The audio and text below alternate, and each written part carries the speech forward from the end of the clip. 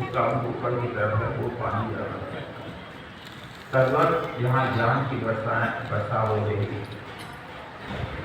कवि साहब ने कहा, हाथ कटोरा खोआ भरा मन भूवत मिल जाए, कबीर उतरा चित्त से छाछ जुड़ ना जाए। कटोरा में खोया भर के कोई इलाज है, वो कितना बड़ा दयालु होगा, लेकिन जो चित्त से उतर जाता है उसको छाछ देने का भी मन नहीं करता। खोया जो दूध को उतारकर साथ साथ दस्तक को खोया करते। कबीर साहब विभिन्न संप्रदायों में गए, बहुत से साहित्यों का अध्ययन किया, बहुत सी साधनाएं की, लेकिन जो साथ साथ अपने हृदय रूपी कटोरा में रखे हुए थे उसको समान में बिक्री किया। कहा सतगुरुदेव ने कि देश विदेश से हो फिरा, गांव गांव की खोज, देश विदेश में घुमा, गांव गांव की गलियों में घूमा, क्यों?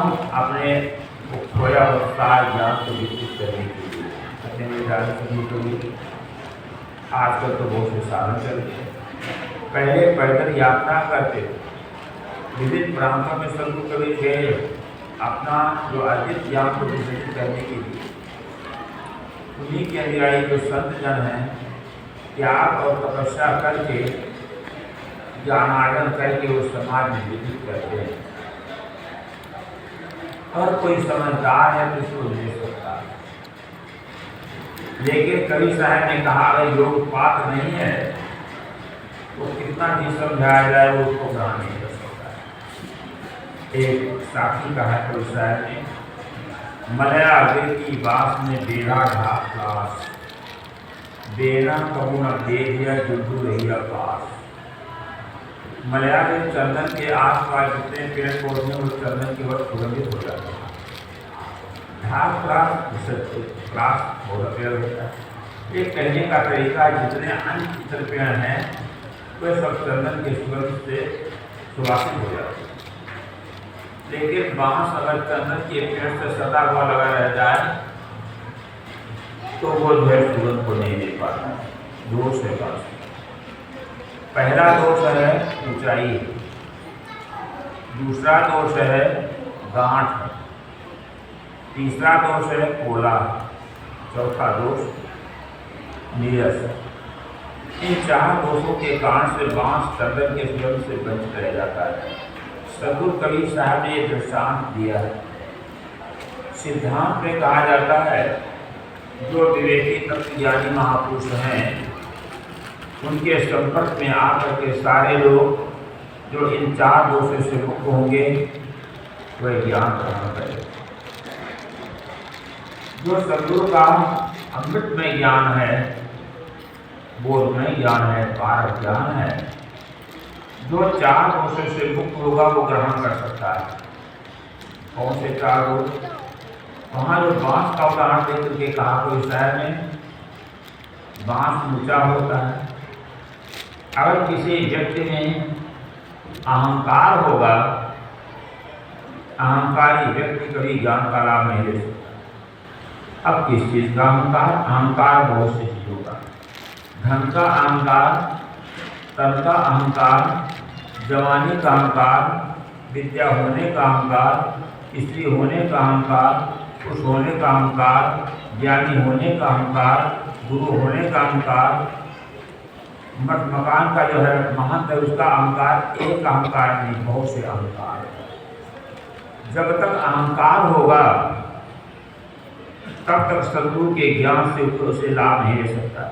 ये आप मत समझ लेना कि कोई बहुत पुराना साधु है, कोई एकदम निरहंकारी हो गया, अहंकार से शून्य हो गया, ऐसी बात नहीं। बड़े बड़े लोगों में अहंकार भरा पड़ा है तो कोई ज्ञान को नहीं प्राप्त कर सकते, ज्ञान नहीं ले सकते।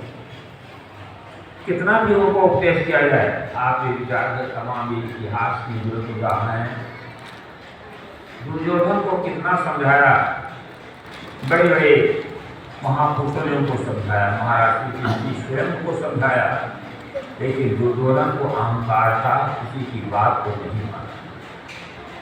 बात न मानने का परिणाम को क्या हुआ? महाभारत हुआ। एक अगर दुर्योधन अहंकार न किया होता तो महाभारत नहीं। लेकिन वो अहंकार के अपने घमंड में पड़ करके वो किसी की बात को नहीं, उसका अंतिम जानते हो। रावण बड़ा विद्वान था, 4 वेद से 7-18 पुराण का विद्वान था। इतना महान रावण सोने की लंका की कही जाती, बड़ा घनाट दिखा, लेकिन केवल अहंकार को था, अहंकार को ठगा दिया, उसको भी मारा गया, जो समाज परिवार का नाम। क्या इस इतिहास को आप करते हैं? हम प्रवचन भी करते हैं, सुनते भी हैं, लेकिन है वही है 4 वेद धर्मी जो पहले की भक्ति, क्या लाभ हो? हम लोग गुरु के शरण में आए, माता पिता परिवार को छोड़ दिया, माता पिता परिवार के लोग छोटे साधु होने बहुत, लेकिन उनको रुला करके हम सब बंधन को तोड़ करके लिए आज भी वही अहंकार अगर हमारे में शेष है, क्या लाभ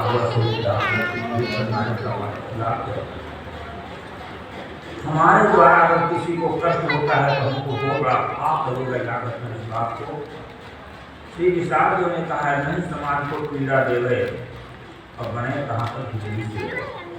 समाज को पीड़ा न दो, अपने वचन से, अपने कर्तव्य से, अपने आचरण से, अपने व्यवहार से किसी को पीड़ा नहीं देना चाहिए।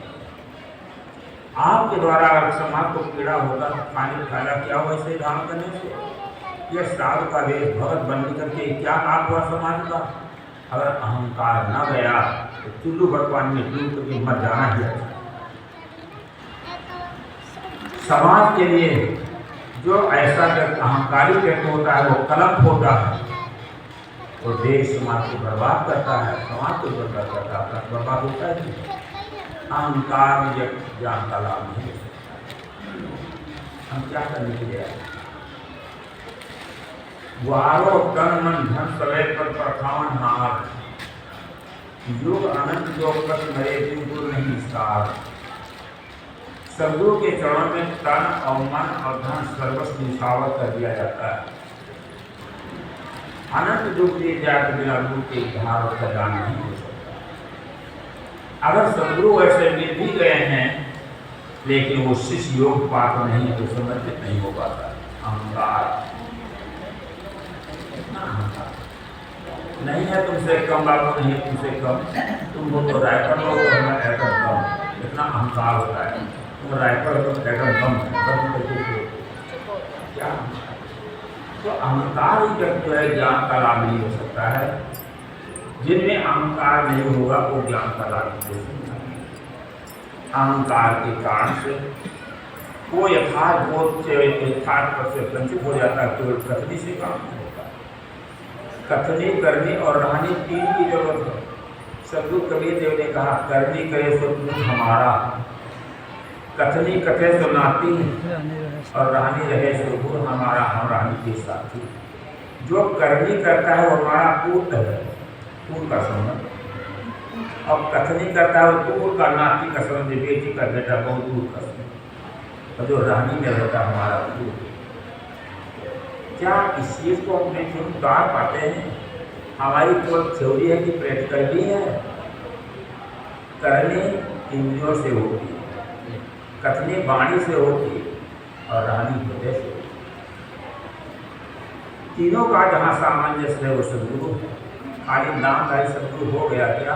किसी ने कह दिया सदगुरु तो सदगुरु हम हो गए, हमारा कर्म ठीक है क्या कि नहीं? हम अपनी तरफ मुँह करके आत्मनिरीक्षण करें। मन की गलियों को जिस दिन बुहारा करे, मनुष्य अपनी स्थिति संभारा करे। ये मन की गलियों को हमेशा झाड़ू लगाते हैं। अब आप लोग देखते हैं हर द्वार को सफाई करते हैं, जैसे कचरा आया तो हटा दिया, कचरे झाड़ू लगाते हैं, एक टाइम 2 टाइम झाड़ू लगा के सफाई हो जाती है। कपड़ा गंदा हो जाता है उसको साफ करते हुए स्नान भी कर लेते हैं, देह में साबुन वगैरह भी लगा कर साफ कर लेते हैं। क्या मन की सफाई का कभी ध्यान दिया? मन में कितनी गंदगी भरी हुई है, कितना कचरा भरा हुआ है, काम, क्रोध, लोभ, मोह, अहंकार। ये विकार भरे हुए हैं, इन विकारों को दूर कर देता है, उसको कहते हैं भगवान। बुद्ध को भगवान कहा जाता है, महावीर को भगवान कहा जाता है, संत को कहते हैं भगवान। हमारे घर आए संत भगवान। भगवान क्या है? भक्त कर दिया है तो अपनी बुराइयों को, अपनी बुराइयों को जो भक्त कर दिया है, नष्ट कर दिया है, वो भगवान है। जो अपनी आसक्तियों को दूर कर दिया है, वो भगवान है। जिसके किसी प्रकार का राग और द्वेष नहीं, वो भगवान है। एक पद है भगवान का। क्या आप भगवान हैं? आपके अंदर भी भगवान होने की क्षमता है, लेकिन अहंकार को त्याग कर दो, कामना आसक्ति को त्याग करो, आप भगवान हो सकते हैं। एक बात ध्यान रखना, समझ में घाव खाता है उसी का मान होता है, छिपा उस वेदना में अमर प्रणाम होता है। सृजन में चोट खाता है छेनी और हथौड़ी का, वही पाषाण मंदिर में कहीं भगवान होता है। जो समझ में घाव खाता है उसका मान होता है। आप देखें, जहाँ पर लड़ाई हो रही है, राइफल बम और तोपें चल रही हैं, उसके बीच में जो है जो सिपाही लोग हैं उसका संघर्ष करते हैं, या तो वीरगति को प्राप्त होते हैं या अथवा जो है विजयी होते हैं। उनका मान होता है तो निर्भीक और जो है समाज देश का कमला काम, उनका मान। उस वेदना में अमर प्रदान छिपा होता है, उस कष्ट में अमर प्रदान छिपा होता है। उदाहरण दिया गया, पत्थर की मूर्ति जब बनाई जाती है, हजारों चोटें मार मार के छेनी और थोड़ी से पत्थर काट काट के निकालता जाएगा। वो पत्थर का जो होता जड़ है, चोटों को जब दे देता है तो मूर्ति बन जाता है। और मंदिर में रख करके उसको पूछते हैं, जो प्रार्थना करते हैं तो वो माता है, तो पत्थर की मूर्ति जो चोट झेल देता है वो पूजनीय हो जाता है। अगर व्यक्ति कोई चोट में झेलेगा, चेतन है तो ये पूजमान हो जाएगा। आज कबीर का नाम, कुछ महावीर का नाम, महापुरुषों का नाम हम क्यों लेते हैं? कितना बड़ा त्याग और तप किया है, और आज उनका तो नाम हो रहा है।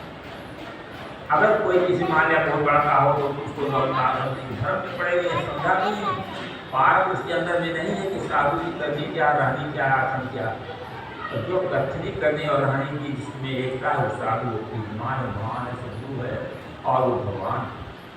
इसकी पार आप स्वयं कर सकते हो। आलू आप लेकर के आते हो, सेव ले आते हो, फल फूल लाते हो, कीमती फल लाते हो, अगर फल सड़ गया तो क्या करते हो? उसको फेंक देते हो। ये नहीं है कि जो सड़ा हुआ पर हम खा जाएं, ये भी भूल।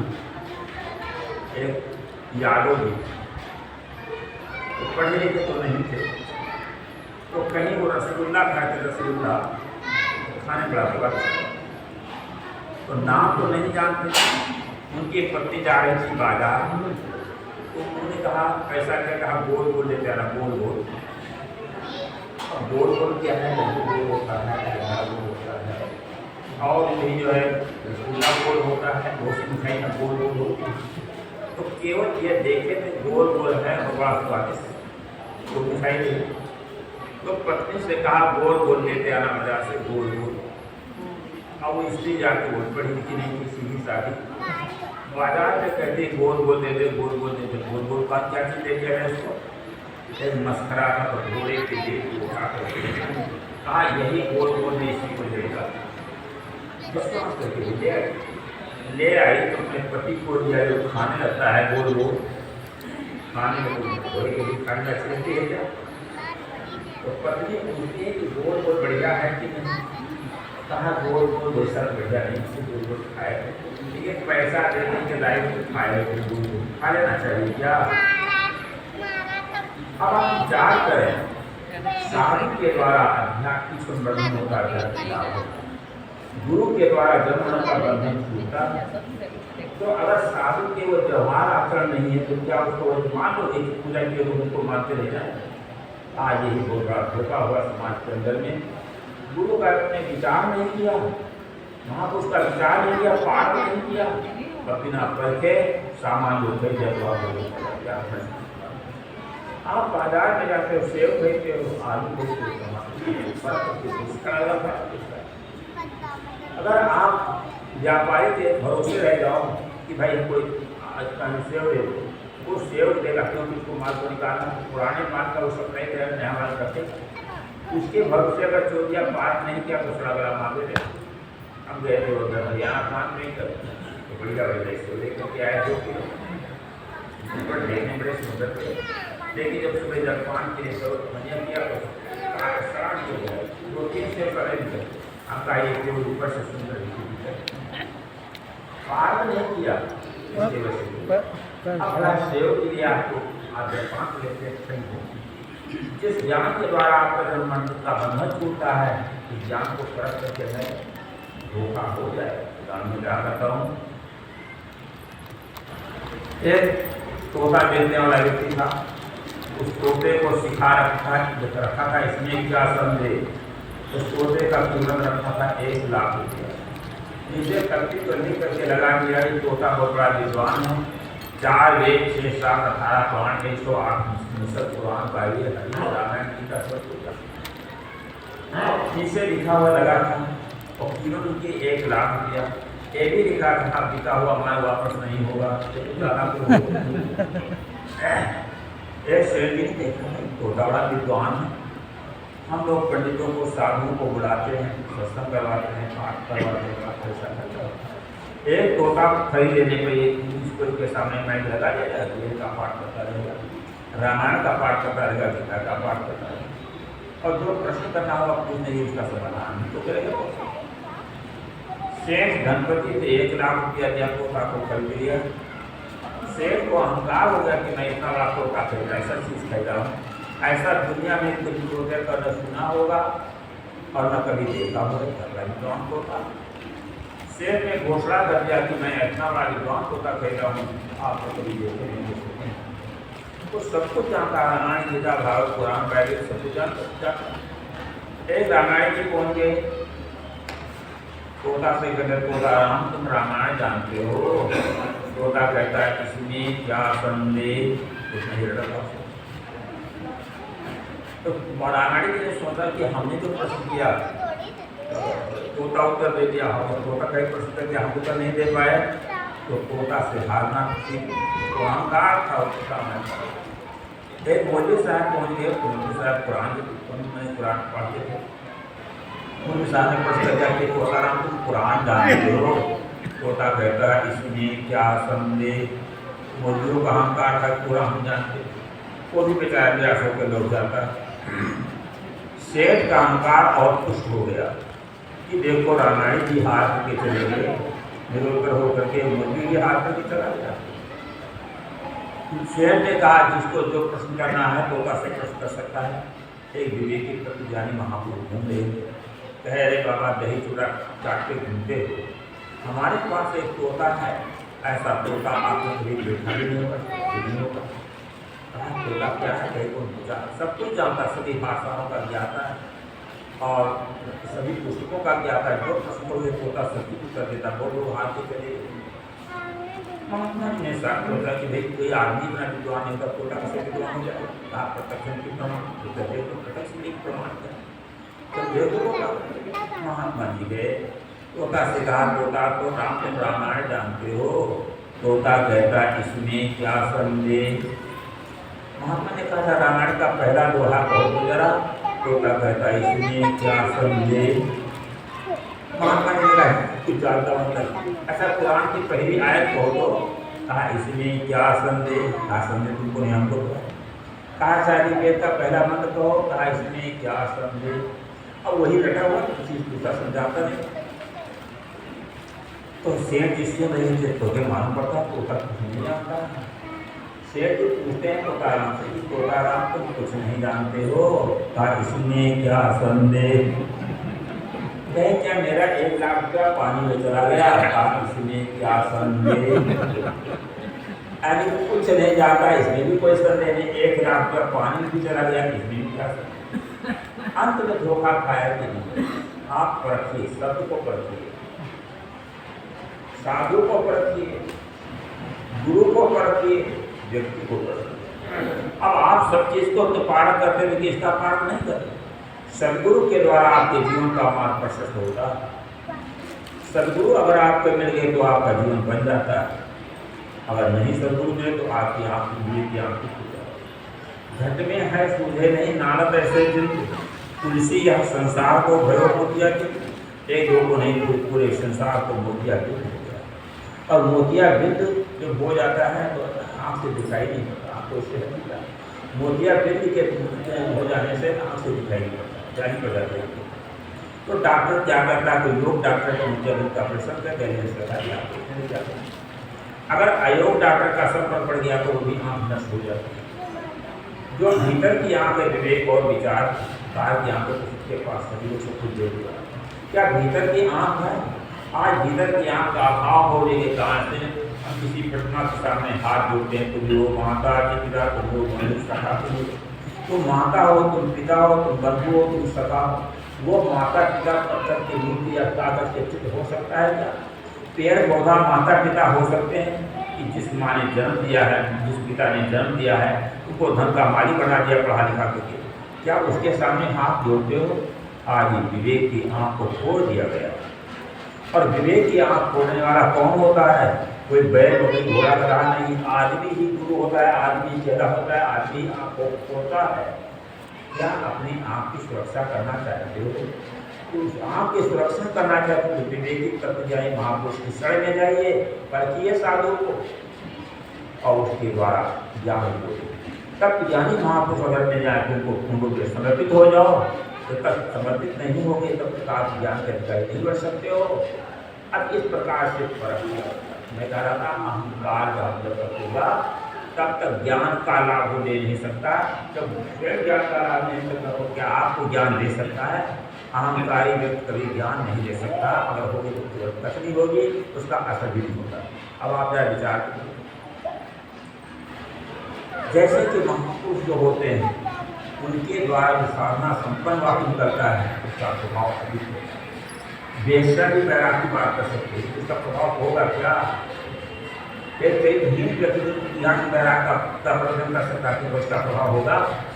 एक गोली बंदूकी लेकर के किसी को मारो, उसे चोट लगी क्या? गोली, अगर वही गोली को बंदूक भर करके मारो तो हाथी भी गिर जाएगा, शेर भी गिर जाएगा। ऐसे शब्द का प्रभाव सदगुरु कभी किस प्रकार से वो शब्द बोले जीवन विस्तार करके तब सदगुरु श्री विशाल साहब का मैंने दर्शन किया।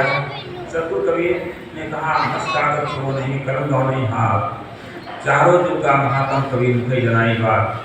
तो खैर कबीर साहब का मैंने दर्शन तो नहीं किया कि वो इस शब्द को पढ़ते गए, लेकिन सदगुरु विशाल देव उनका कई बार मैंने दर्शन किया। 1960 से लेकर के 1987 उनका जीवन आप कई बार दर्शन। सदगुरु विशाल साहब एकांतिक साधना की थी और उन्होंने पुस्तक बनाए और बोले, शिष्यों ने लिख दिया। उन्हीं के जीवन काल में सब व्यवस्थित हुए। बयान उनके द्वार अपने सामने चाहिए उनकी उनका टीका भी हो गया भगवान श्री विशाल के अनुसार। सदगुरु कभी इस प्रकार से हाथ से कलम नहीं हुआ, पर बनाया और बोल दिया, शिष्यों ने लिख लिया। सदगुरु कबीर साहब पर बनाया और बोल दिया, शिष्यों ने लिख दिया और उनके अर्थ भी हो सज्जनों। अब ऐसे विशाल देव जिनका हम लोग प्रमाण देते हैं, बहुत लोग कई बार तो कहते हैं क्या सबके ऊपर असर होता है? इसलिए कुछ जो होते हैं उनकी वाणी का प्रभाव पड़ता है, उसको हम लोगों को समझना चाहिए। तो अहंकार निरहंकार को जो आपका एक विकार गलत है, अहंकार करते हो, चाहे धन का अहंकार हो तो अहंकार को तुरंत चढ़ देता है। कनक कनक ते सौगुनी मानक का अधिकार, यज्ञ पाए बोला यज्ञ खाए बोला है। कनक कहते हैं सोना को, कनक कहते हैं धन को, कनक कहते हैं धतूरा को, कनक कहते हैं शराब को। शराब अथवा धतूरा जब खा लेता है आदमी पर नशा करता है, और धन जब मिलता है तब अहंकार तब नशा करता है। धतूरा या शराब का नशा कुछ देर तक के बाद उतर ही जाता है, धन का नशा रातों दिन सवार रहता है। इतना धन का नशा क्या पूछा? सदगुरु रामस्वर साहब जी कहा करते थे, जब लग धन तब लग सधुआई और धन पाए सुभोग हो रहे। अरे भाई कोई शराब पी दे तो नशा करेगा कि नहीं करेगा? तो धन का इतना बड़ा आवरण होता है, नशा कर जाता है। और होता पाए पाए बजना ही रावण जो है, उल्टा पाप की जरूरत किसको नहीं होता है? अर्थात सबको मत हो जाता है। शायद ही कोई ऐसा सूरवीर होगा जो धन को उसको प्राप्त है लेकिन निरहंकारी होगा। धन का सदुपयोग करता है और धन से जो काम करता है, देश का काम, समाज का काम, अपने जीवन निर्वाह का काम वो करता है। तो कहने का मतलब ये है कि ये इसका भी प्रोग्राम ऐसा हो बहुत आसान से मिलेगा। तो अहंकार जब तक होगा तब तक ज्ञान का अधिकारी नहीं हो सकता। दूसरा दोष क्या है? गांठ। बांस में क्या होता है? गांठ होता है। तो गांठ है जब तक, तो गांठ वाला जिसके मन की गांठ होगी, ये गांठ बना रखा होगा, वो ज्ञान का लाभ नहीं ले सकता। ग्रंथि मन वाला व्यक्ति ज्ञान से वंचित रह जाता है, वो ज्ञान का अधिकारी नहीं हो सकता। इसलिए मन को निर्जन करो, कोई गांठ बना कर दो। हम अमुक जगह के हैं, हमारा वो स्थान अमुक जगह है, हमारा वो स्थान अमुक जगह है, हमारे अमुक गुरु हैं, इनके गुरु ऐसे, उनके गुरु, दुनिया भर का गांठ बना रखा। पति पत्नी ये संसार की गांठ बना रखा, उसी बुझा हुआ ज्ञान का लाभ ले सकेगा, ज्ञान का लाभ नहीं। तीसरा दोष है पोलापन, दम्भपना, दिखावटीपना। जैसे बांस कितना सुंदर होगा, अच्छी लगती है, लेकिन भीतर क्या होता है? पोला, गुस्सा। आज साधु लोग भी बनाते हैं। रावण जब सीता को हरने गया होगा तो कैसा वेश बनाया होगा? खूब लंबा कपड़ा पहना होगा, लंबा तिलक लगाया होगा, तिलक को देखकर भैंस भी भर दिया है, इतना बड़ा लंबा तिलक लगाया होगा, गले माला कितना पहना होगा। आज जब डुप्लीकेट साधु होगा तो ज़्यादा आकर्षक होता है, ओरिजिनल साधु आकर्षक नहीं होता है। हम उनके गले में कपड़ा भी बहुत सुंदर होता नहीं होता, लेकिन वो अंदर से और जो बाहर से चमक दमक वाला होता है, अंदर में खाली पोला पोला, कुछ नहीं, न गाड़ी है, न गाड़ी है, न आचार है, न कुछ है। अब बताओ, जहाँ पर दम्भपना होगा, दिखावटीपना होगा, वो कभी ज्ञान का लाभ ले सकता है?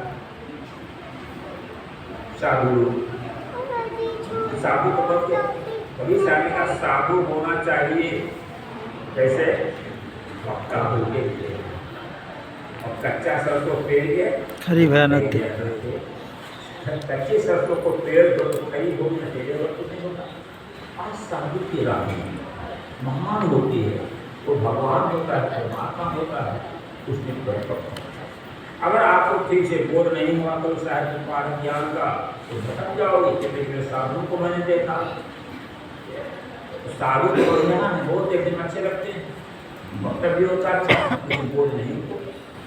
इधर लोग कहते हैं आत्मा का कुछ नहीं, आत्मा का पुनर्जन्म नहीं होता, कोई भौतिक बात ही मानते। जब ये कवि साहब का सिद्धांत कोई मूल के ऊपर, तत्व के ऊपर ठहरा हुआ है, मूल दहे से काम है, तय मत भ्रम भुलाओ, मन साय मनसा राय घड़े तब मत जाओ। मूल दहे से काम है, लेकिन मूल को समझा। आज बात करता है अद्वैतवाद और अद्वैतवाद। अद्वैतवाद में दो बार है, जैसे से समझो इसको। अद्वैतवाद में दो बार है, एक है चेतनाद्वैतवाद और एक जड़ाद्वैतवाद। सारे लोग इसमें उलझे हुए हैं, न तो कहीं इसका निराकरण होता है, न कोई इसका समझा पाते हैं। आप थोड़ा प्रश्न कह दिया जाता है तो जो भाई बात ऊपर माटी बात करता है, लेकिन इससे कहाँ कोई कहेगा। तो जड़ा तो चेतना तो जो माना जाता है, आत्मा आकाशा आकाशात वायु अग्निरापा पृथ्वी आदि। आत्मा से आकाश उत्पन्न हुआ, आकाश से वायु और वायु से जल और जल से अग्नि, अग्नि से पृथ्वी पैदा हो गई और फिर उसमें मिला दे तो आकाश से संसार खत्म। उसको अद्वैत बात करते हैं। तो तीनों काल में जगत है ही नहीं, ये जगत जो भासता है रज्जु सत्य ज्ञान। जैसा रस्से में सांप की प्रतीति होती है कि सांप नहीं है, इसी प्रकार से ये संसार नहीं है, एक ब्रह्म सत्य जगत मिथ्या। जीव ब्रह्म वाली जो अपना कहा गया है, तो ये जगत तीन काल में है नहीं। अब आपसे पूछा जाए कि प्रकृति का अस्तित्व है कि नहीं? वैज्ञानिकों का कहना है दुनिया में 1 ग्राम जल कभी नहीं कम नहीं होता। जल है, मिट्टी है, पानी, हवा है, इनका नाश कहाँ हो जाए? जब ये साधु सिद्धांत रखते हैं प्रकृति आर्यन से सृजित, जब प्रकृति का आज हुआ अंत हो जाएगा क्योंकि सृजन हुआ, पहले भी समझ नहीं पाएंगे, लेकिन ये बात कही जाती है। और फिर ये विचार करो कि आत्मा से आकाश उत्पन्न हुआ, एक सूत्र है, वैसे इसी सूत्र कारण गुण पूर्वा कार्य गुण दृष्टा। जो गुण कारण में होते हैं वो गुण कार्य में आते हैं। जैसे अगर आत्मा से यह पैदा होता है मिट्टी पानी आग हुआ, तो क्या आत्मा में ये जो ज्ञान है मिट्टी पानी आग हुआ कार्य उसमें ज्ञान है मिट्टी पानी आग हुआ तो सोचना समझना कुछ होता है मिट्टी पानी आग हुआ तो कहाँ है? तब जो कारण से यह कार्य पैदा होता है उसमें गुण क्यों नहीं आया?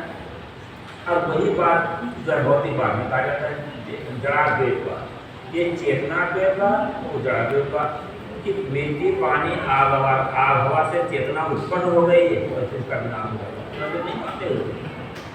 तो अब उससे कैसे पैदा हो जाता है? विचार को मिट्टी पानी आग हवा में ज्ञान नहीं, ज्ञान पड़ा नहीं, सोचना नहीं है, तो ये सोचने वाला तत्व जानने वाला तत्व ज्ञान वाला तत्व कहाँ कैसे पैदा हो जाएगा? मिट्टी पानी आग हवा, ये दोनों का बात। तो ना तो जड़ से चेतन पैदा होगा ना चेतन से जड़ पैदा होगा। लेकिन शब्दों के जाल में ये जीव उलझा हुआ हो, भटका हुआ है, और सभी संप्रदाय के लोग इस प्रकार से जीवों को फंसा के रखा। अब आप पढ़ते हैं सदगुरु कबीर का दर्शन निष्पक्ष दर्शन कहा जाता है।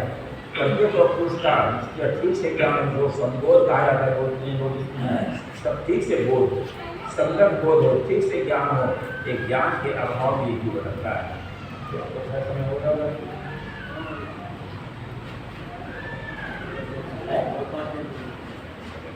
तो कहने का मतलब ये है ये बोध के अभाव में इसकी समझ में नहीं आती। लेकिन केवल दम्भपना होगा, हम समाज को धोखा दे रहे हैं अपना देश बदल करके, तो वो भी गंभीर आदमी कभी ज्ञान का लाभ नहीं ले सकता, नहीं ले सकता, नहीं